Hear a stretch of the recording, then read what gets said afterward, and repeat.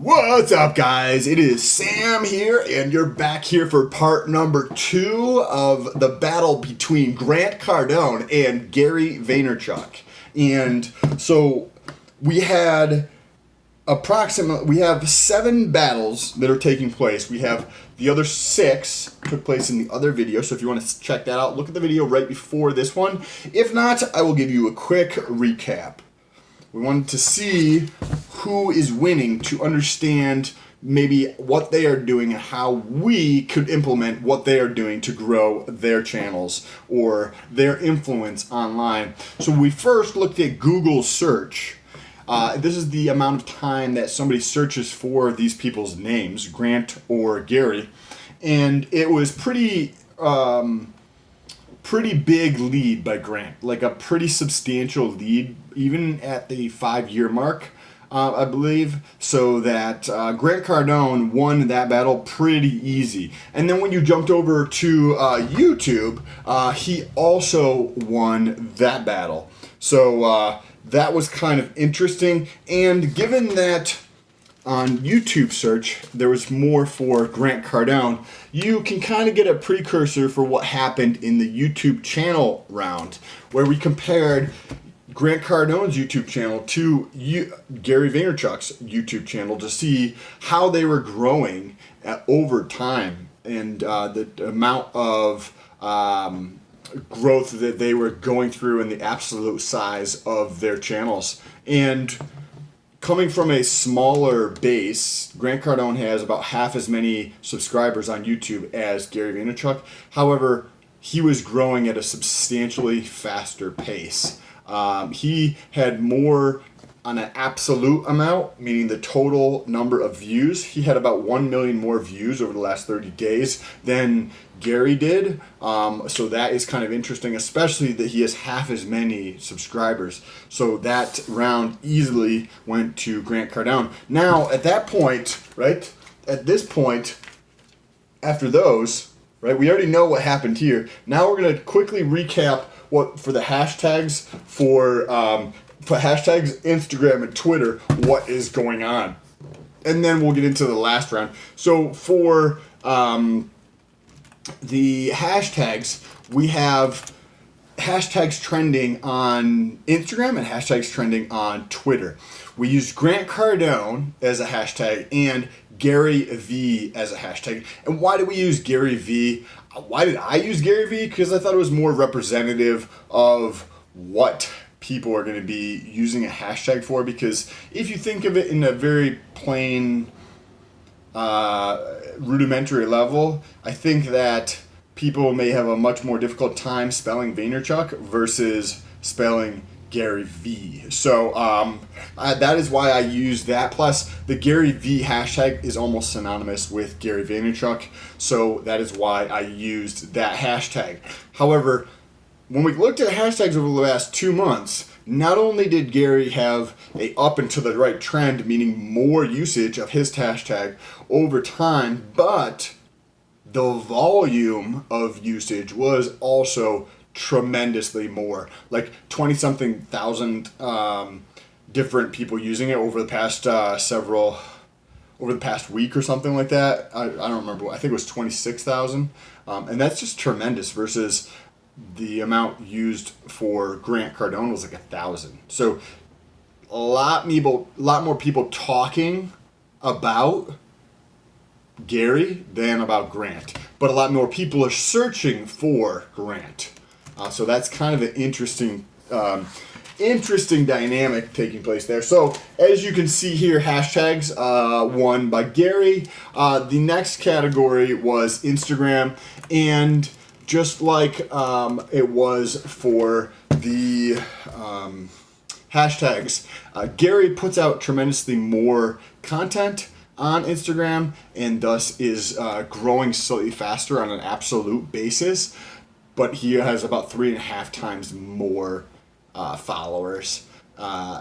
So that is why I decided to go with And also the engagement rate is higher with Gary from a base that's 3.5 times bigger. So as your base gets bigger, the engagement rate, the intuition would say your engagement rate is going to go down over time, because if you have 10 followers, everybody could, you know what I mean? You have 4 people who are engaged, that's a 40% engagement rate, right? At 6,000 followers, you're not going to have a 40% engagement rate. That would be crazy. So if you did, that would be absolutely insane. Shoot me a fucking DM. So then the last one here was Twitter. So that category went to Gary, and then the last one we had was Twitter. And just like on Instagram, the amount of work in terms of retweeting, liking, and the total amount of tweets that are put out, Gary is, if you use that as a gauge for the amount of work put in, Gary is putting out substantially more work into Twitter than Grant is. And it shows in that not only is he about 5 times bigger on Twitter than Grant Cardone, however, he's growing almost at the same rate as Grant at a much smaller base, or similar growth rate. So that's kind of interesting. Tremendously more work and growing at in the same neighborhood growth rate, but 5 times bigger. So that category went to Gary, and that left us at the end of last video. If this is your first time here, my name is Sam. What's up? And if you're returning, it's good to freaking see you. Now, with that being said, let's get into the last battle we have here, and that is Gary Vaynerchuk's website and Grant Cardone's website. So what I did was searched Grant Cardone website and Gary Vaynerchuk website, and what came up was grantcardone.com. And what came up for Gary was the VaynerMedia.com. His website did not come up. I actually had to do a decent amount more searching. By decent, I mean like 6 more searches or 3 more searches to find his site. And his is GaryVaynerchuk.com. So we are going to kind of look at VaynerMedia just super briefly. They're ranked at about 108,000th, and there's about 2 minutes and 22 seconds on average that people spend on that site. And lastly, the third thing that we look at on here is the trend over time. So if we take a look at this, they are gaining in popularity over the last 90 days by like a pretty steep margin, from like 150,000th up to 107,000th. So that's kind of interesting. Now I just wanted to touch on that before we get into the actual websites here. So on the first thing, that was a little more challenging to find Gary's website. So you would think if it's harder to find it, it's going to rank worse. At least that's what my intuition would say. If I just can't Google Gary Vaynerchuk website and it's not the first thing to pop up, I'm going to say that the Gary's is not going to do as well as Grant's, just like off the bat.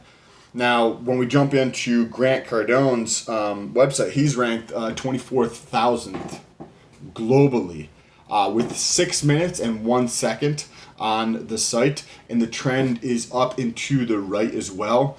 About 90 days ago, he was 45,500, and now he is 24th. So substantial increase in popularity over the last 90 days. Kind of interesting, and a very large amount of time spent on the site than when people do go on there. So that is interesting.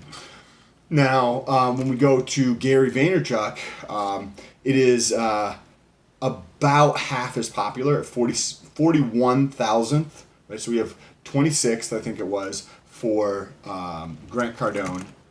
Let me check this out. 24. So more, just about double in terms of not as popular of a website as Gary's is. And the amount of time on the website is substantially less. We've got 6 minutes and 1 second on Grant's site, and we have 2 minutes and 5 on Gary's site, so substantially less. And the growth rate on Gary's over the last 90 days, it kind of like went down a little bit and then came back up.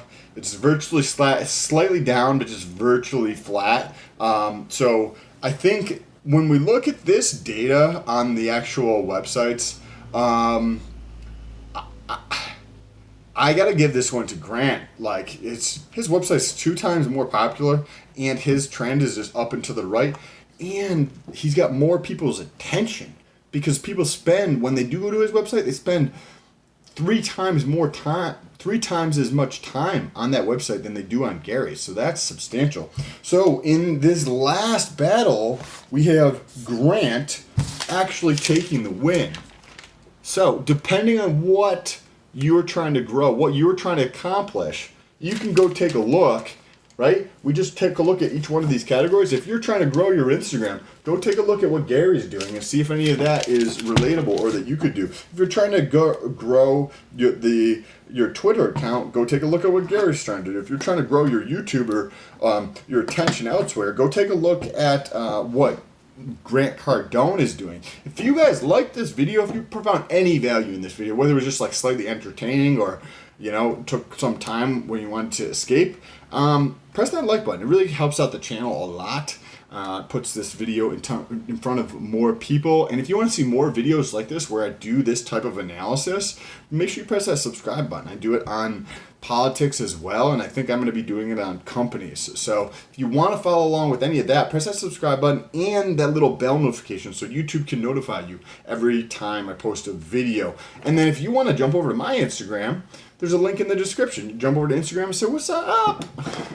Appreciate you guys. Peace.